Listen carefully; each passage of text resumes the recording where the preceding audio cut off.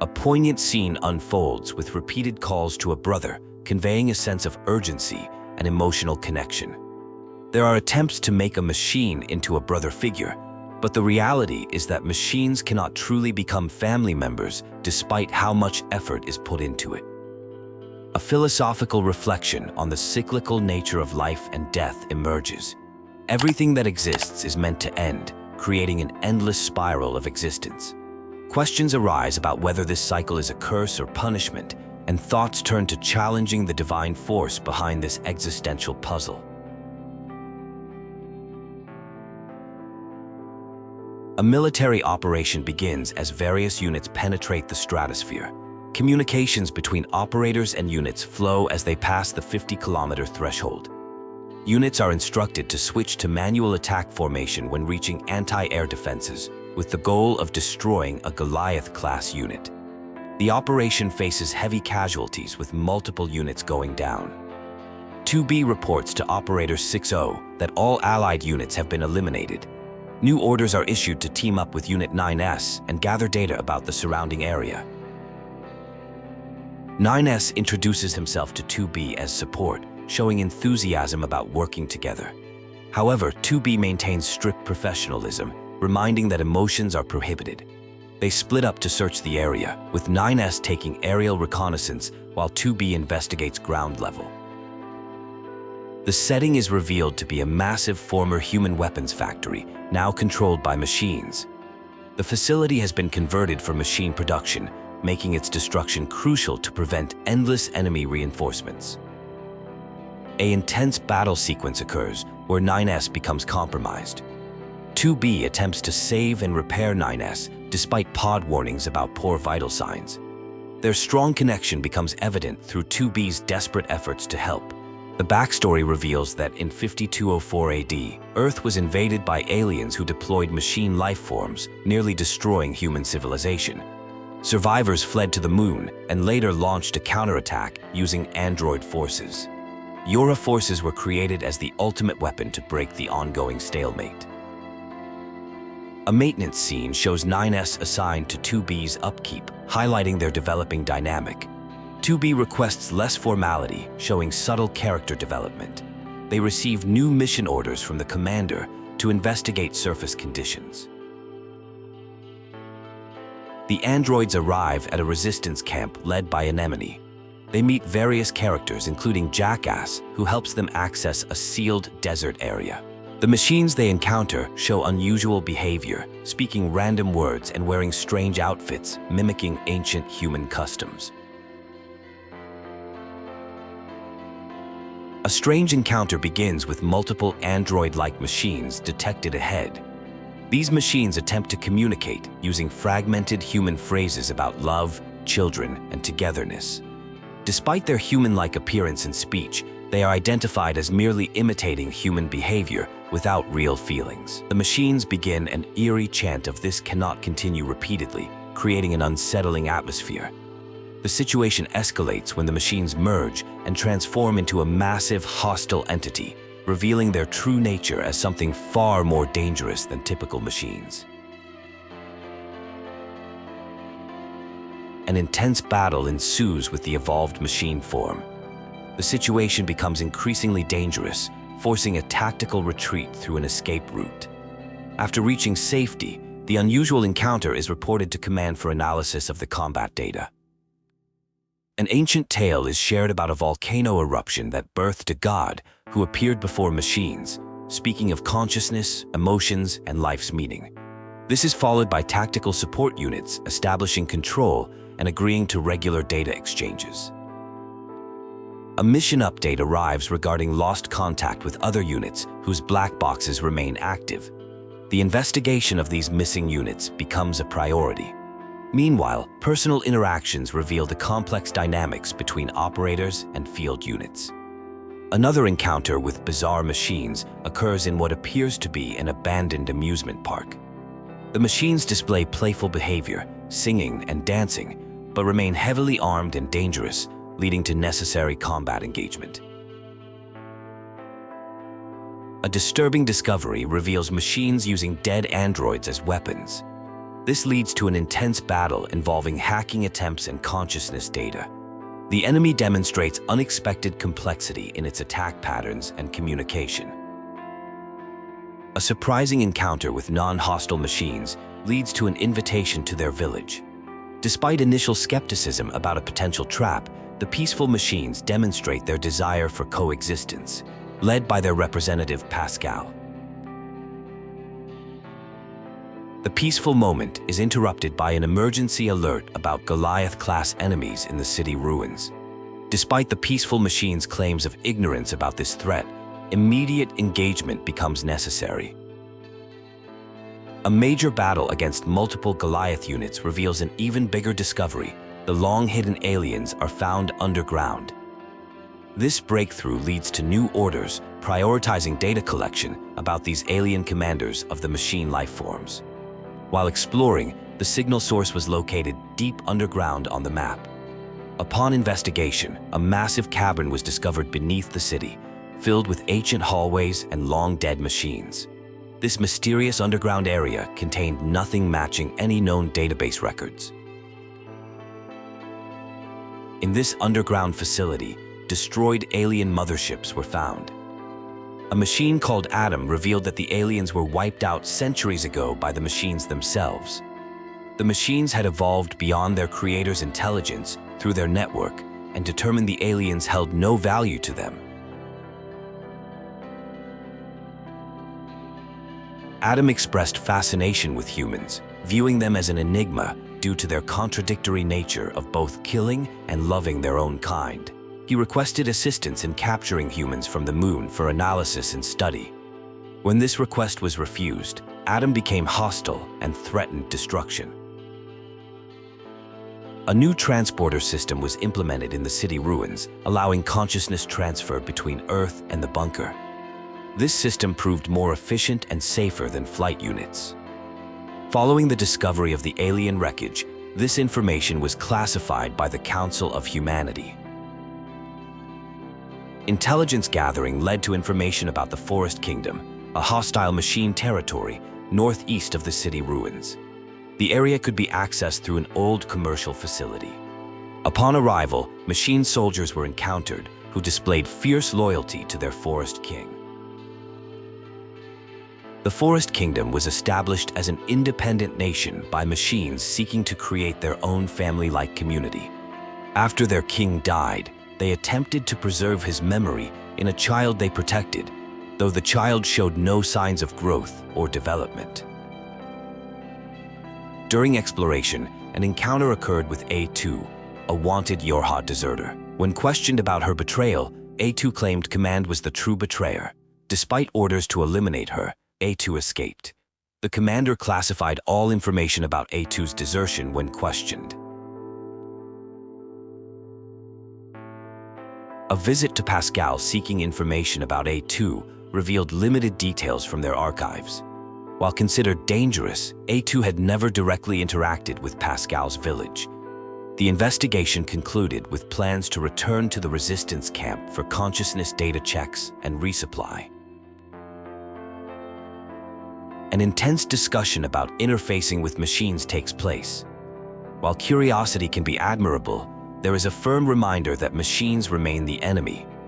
This exchange highlights the complex relationship between androids and machines, mixing caution with intellectual interest. During a routine check-in, Operator 60 excitedly shares information about lunar tear flowers discovered in bunker records, suggesting they would look nice as a hair accessory. The conversation shows a light-hearted moment amid serious duties, though the suggestion is met with reluctance. A mission briefing reveals that an android carrier in the Pacific Ocean needs protection during resupply. There are missiles at the shoreline requiring protection, and increased machine activity has everyone on high alert. The mission seems straightforward but important. A touching conversation about reading books occurs. Despite the ability to transfer data instantly, there is emphasis on the importance of learning through reading to truly understand with the heart, not just the mind. The discussion reveals the value of human-like learning experiences. The mission to protect missiles begins with some casual banter about daily routines like bathing. A discussion about whether androids need such human activities shows the contrast between practical functionality and desired human-like experiences.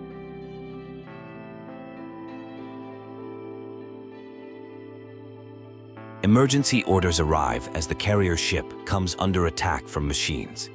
The situation escalates quickly, requiring immediate backup and deployment of flight units. The routine protection mission transforms into an urgent combat situation.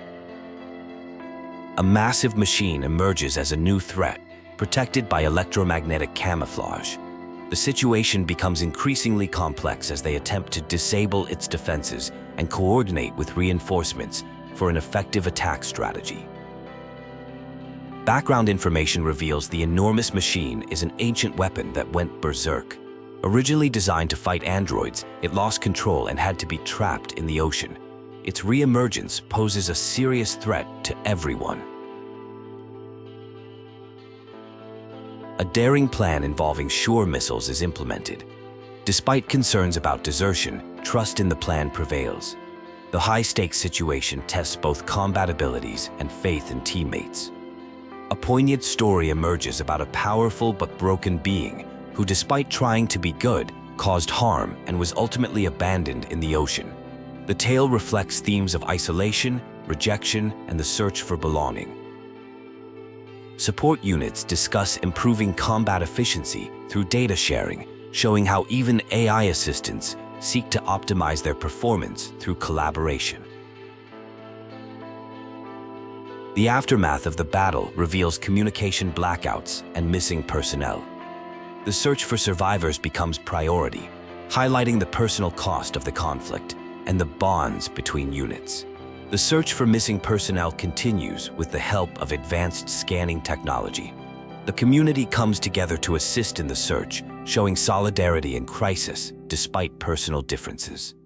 A mysterious city filled with android corpses is discovered. The machines deliberately placed the fallen YoRHa units there as part of their study of humanity. The city was created by machines who had a deep fascination with human concepts like love, family, religion, and war. The machines came to believe that conflict and violence represent humanity's true nature. After extensive study of human records, they concluded that fighting, stealing, and killing were core aspects of human behavior. This interpretation was challenged, but the machines remained convinced of their analysis.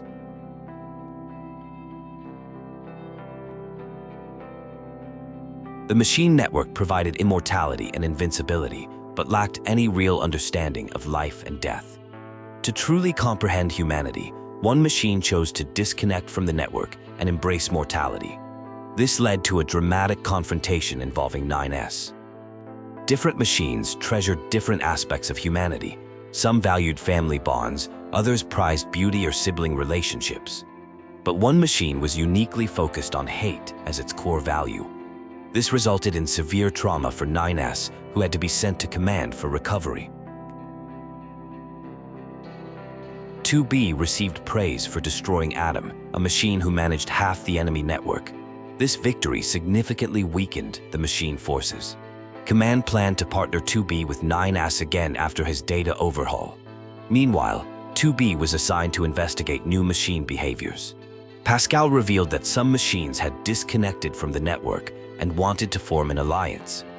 They established a colony in an abandoned factory. Pascal and 2B agreed to meet there to investigate, though the situation seemed suspicious. The factory visit revealed a disturbing religious cult of machines obsessed with becoming gods through death. What started as peace talks quickly descended into chaos as the machines began chanting about dying together to achieve godhood. Pascal and 2B were forced to flee.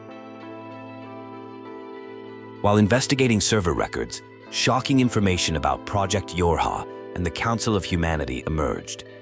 Meanwhile, 9S remotely helped 2B escape the factory by hacking systems and disabling enemy shields during an intense battle with the Goliath unit. The truth is finally revealed. The Council of Humanity was actually created by Project YoRHa. not the other way around. Humanity had never actually escaped to the moon as claimed. The devastating reality was that humans no longer existed at all.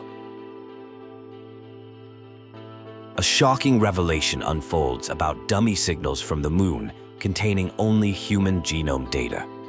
The truth emerges that humans were already extinct when aliens attacked. This crucial information is stored on a memory chip being freely offered, suggesting there are deeper motivations at play regarding the need for something to believe in and fight for. After discovering a vast space beneath an abandoned factory, plans are made to investigate further. However, different paths are chosen, one heading back to the resistance camp, while another returns to the village, each with their own responsibilities to handle. The devastating truth about humanity's extinction weighs heavily as emergency protocols are activated. Machine life forms are suddenly rampaging through city ruins despite being supposedly weakened. Goliath-class enemies have also been confirmed, requiring immediate action. The resistance camp faces a brutal attack from machines with energy shields, making normal shots ineffective. Physical attacks become necessary as the situation grows dire. The machines emerge relentlessly, forcing evacuations while displaying unusually aggressive behavior. The crisis spreads to multiple locations, including Pascal's village. The machines connected to the network have gone berserk simultaneously, suggesting a controlling unit has malfunctioned. Eve is identified as the likely cause, with his destruction potentially being the solution. Eve reveals his motivations. Driven by grief over his brother's death, he seeks to destroy everything. He begins absorbing power from networked machines, creating massive energy signatures. Attempts to hack and shut him down lead to dangerous corruption risks. After an intense battle, victory is achieved, but at a cost. The corruption of data during the fight leads to difficult decisions about backup data and preservation of consciousness, highlighting the complex nature of android existence and identity. Deep questions arise about the distinction between machines and androids as machines display emotions and consciousness. The final screams of dying machines leave lasting impressions, blurring the lines between artificial beings. With Adam and Eve's destruction, humanity launches an all-out attack against the disorganized machine forces. YoRHa forces join the mission, aiming to reclaim their world. Scanners are tasked with hacking enemy anti-air systems as part of the strategic assault. The operation moves to southwest of the city ruins, requiring flight unit deployment. Forces engage the enemy while functioning as guerrilla support units. The Council of Humanity celebrates recent victories as a major step toward reclaiming Earth, though questions linger about the truth behind these developments. A tense military operation unfolds as various units coordinate to provide support and backup to squadrons under attack. Unit 7B from Vanguard Squadron Delta reports being pinned down by malfunctioning machines, with Unit 2B responding to assist. The situation is chaotic, with multiple units requesting and providing support across different locations. An alert detects numerous hostile machine life forms, causing confusion since Eve's network was supposedly destroyed. Despite poor visibility, the units continue fighting. Reports come in about new enemies surrounding Attack Squad and Omega, leading to an urgent request for 2B to provide support. The situation grows increasingly difficult. The situation escalates as enemies with visual camouflage are discovered. A white area virus emerges, triggered by an EMP. 9S attempts to save 2B by hacking and frying identification circuits. Communications become jammed, forcing the units to locate and destroy the jamming source. Despite eliminating the jamming source, connection to command remains lost due to server authentication failure. 9S proposes accessing the bunker through a back door to upload personal log data before setting black boxes to self-destruct. The data upload proceeds successfully, reaching 100%. Upon reporting to command, tensions rise as 2B and 9S explain the virus situation. Command appears unaware and suspicious, leading to their detention. The virus reveals its presence in the bunker network, taunting the units through infected communication channels. The bunker situation becomes critical, requiring immediate evacuation. The commander, already synced with the infected server, chooses to stay behind, ordering 2B and 9S as the last remaining YoRHa members to survive. They head for the hangar to secure flight units.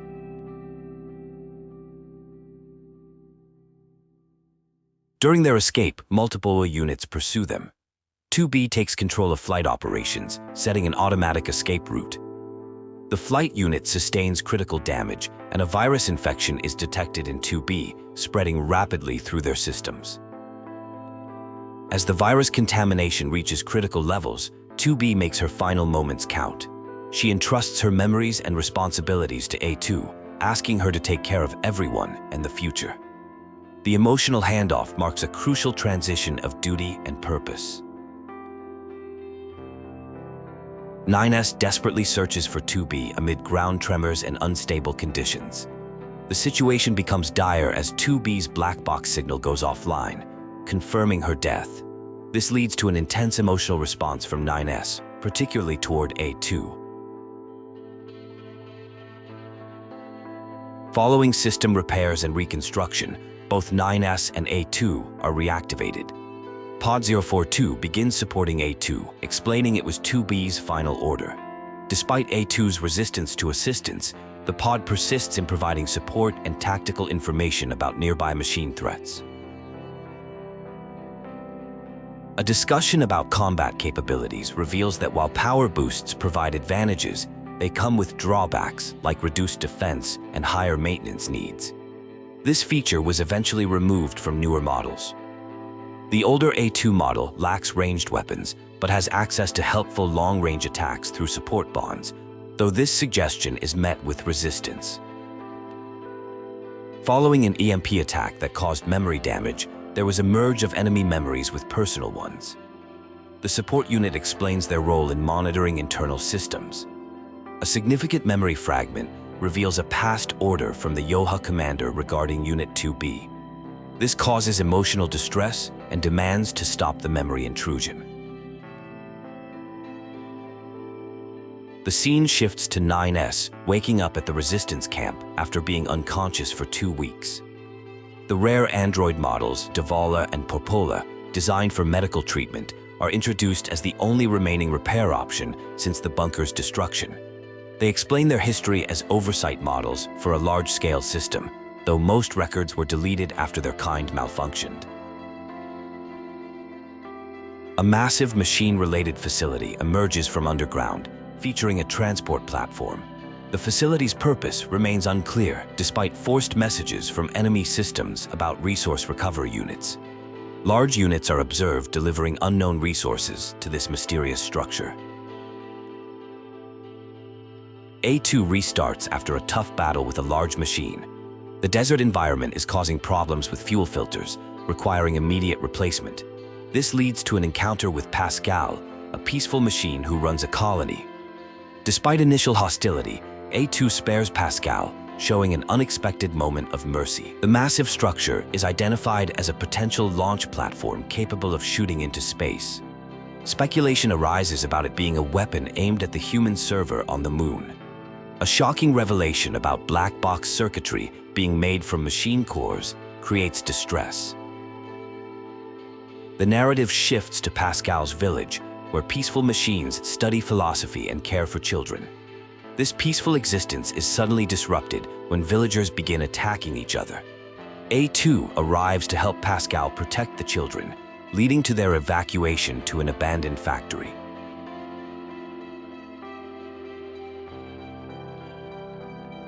The aftermath reveals the devastating loss of Pascal's village.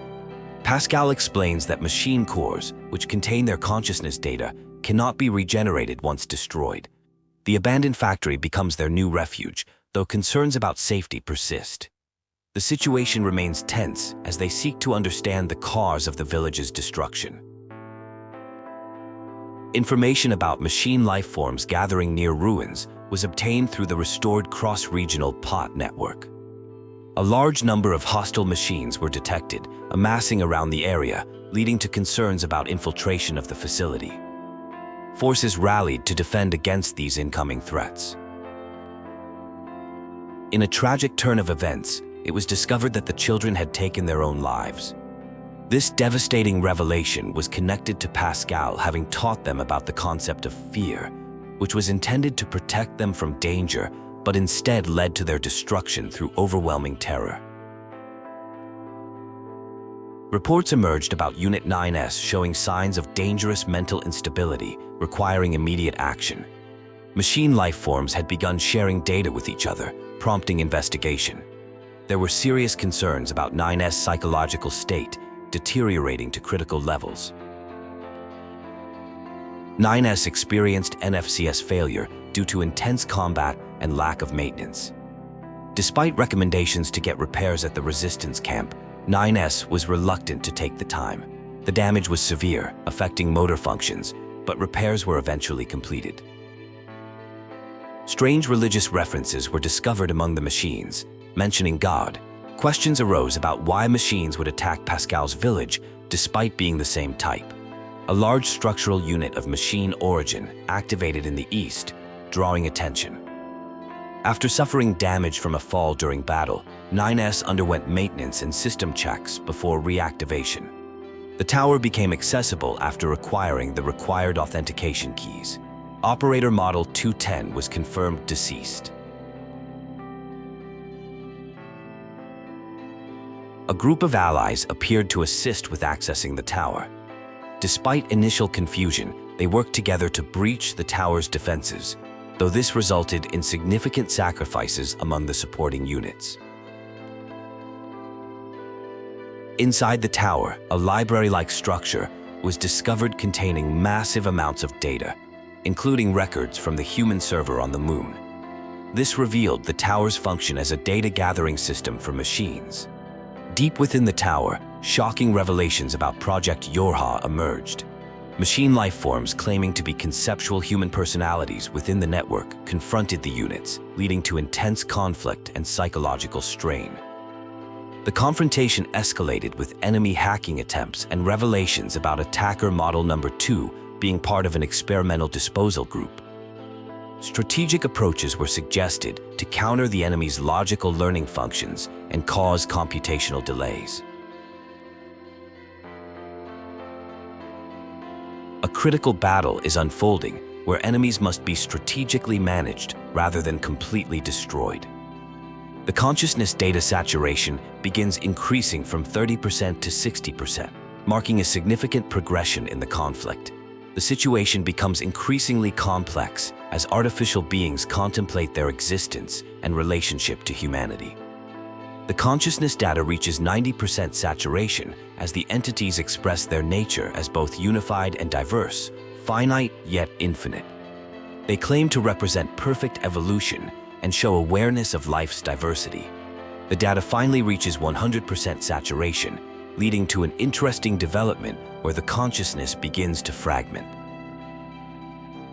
Internal conflict emerges among the saturated consciousnesses about how to handle the android situation.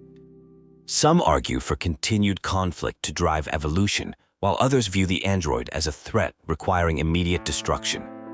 The entities begin displaying surprisingly human-like behavior in their disagreements.